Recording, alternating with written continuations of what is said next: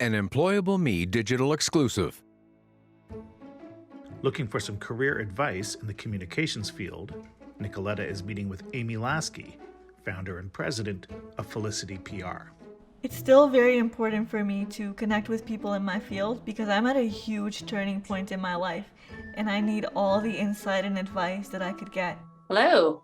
Whoop, hold on.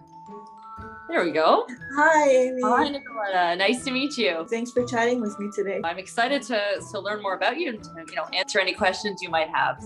So what is your role and how long have you been in this field? I worked at a couple of top Toronto PR agencies at the outset of my career after business school. And then I actually worked in-house at a big corporation. I found out what it was like to be a client and what it was like to be an agent of change within that organization, which was a real challenge. Anyways, well, tell me, I guess, how I can help you or what you're looking to do. And My background is in communications. I studied at York University and I worked in some project management roles. that's great. Yeah, well, I looked over your resume and it's really impressive, all the things that you've done. And I guess my question to you, given your experiences is, what are you looking to do? So what now? I think that was kind of my main question mark after reading your resume. It was, okay, what type of job are you looking for? So I'm definitely leaning towards something in communications.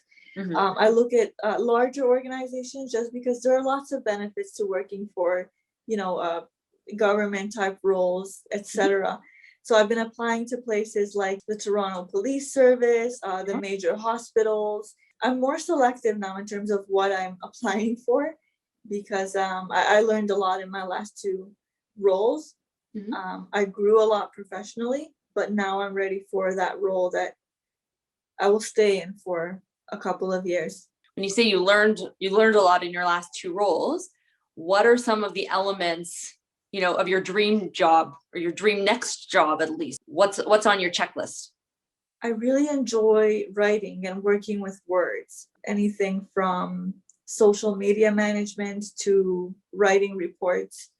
Love to work with words, and it's probably my top strength, I think. The one thing that I would, for you, get clear on. So when I looked at your resume, I was really impressed. Your skills and the things that you've done are amazing. My big kind of recommendation to you would be to kind of gear your resume and gear your job hunt for the job that you would like and show why you're qualified for that job rather than looking in the rearview mirror at the jobs that you've had and the experience you've had. So drawing from each experience the transferable skills that you'll apply to the job you want. Yeah, that makes sense. Those are some really great points. What else? How else can I help you? Or what other questions do you have? I'm here for you.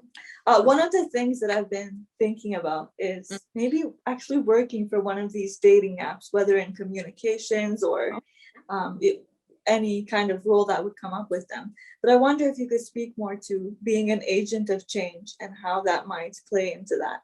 Well, would you envision yourself being an agent of change within that organization, or? Yeah, maybe something like being a coach to people that are looking for love, or like even just working in a PR type of role for one of these apps. In my experience, being an agent of change was about listening. So identifying the people that would be valuable to listen to, even if they didn't share my opinions, that's often even more valuable.